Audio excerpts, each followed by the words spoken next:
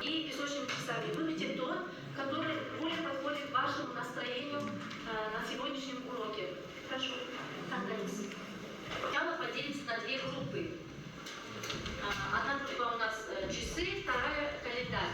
Сейчас я вам раздам, вы выберете сами карточки и по той карточке, по тому рисунку, которую вы выбрали, то есть сядете в ту команду, которая нарисованы календарь или часы.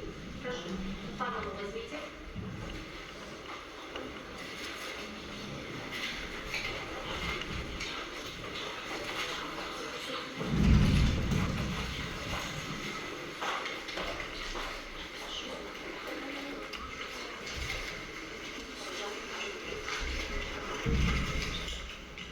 Соответственно, с практикой, которую вам будет.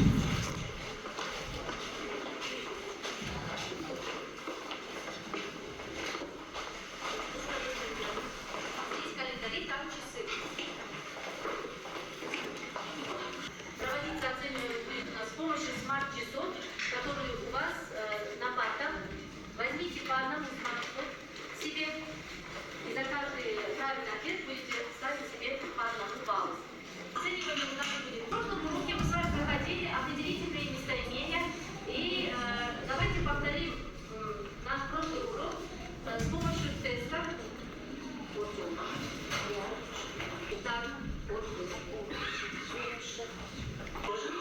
Добрый вечер. К нам едут гости издалека. Тихо. Весь дом правильно. Посмотрим сейчас. Правильный ответ. Следующий. Ну там так желтый. Раз мне хочется делать пробежку по утрам. Иной раз мне хочется делать пробежку по утрам. Иной. Правильно.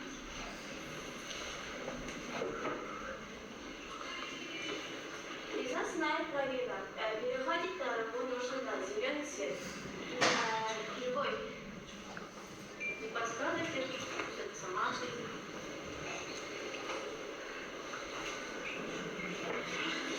Каждый год в нашем саду большой урожай винограда. Большой правильно. Каждый год. Самый лучший день это мое день рождения. И последнее предложение. Всякий человек знает, что с нашим нужно сегодня. Посмотрите узор.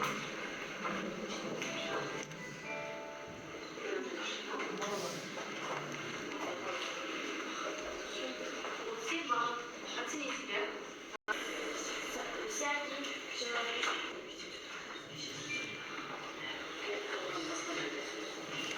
Все садись. Такой следующий. Да, Алла и Милана. Помогай. Самый лучший день – это мой день рождения.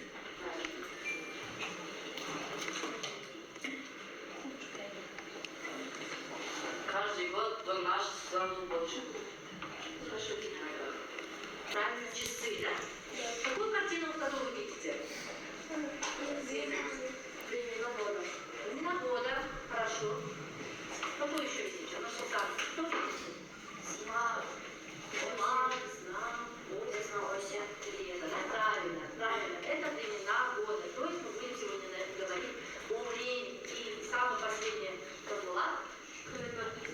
Календарь, правильно. Да, правильно, ребята, мы на уроке будем сегодня говорить, изучать произведения великолепного писателя Евгения Львовича Шварца «Сказка о потерянном времени».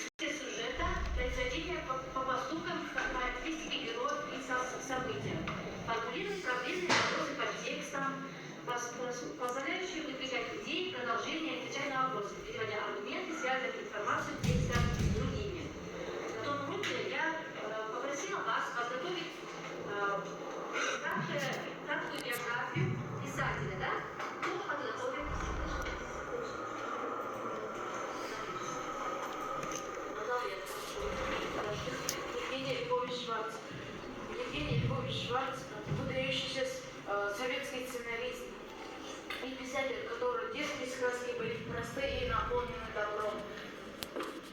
Евгений Львович Шварц, он родился 21 октября 1896 году в городе Казани.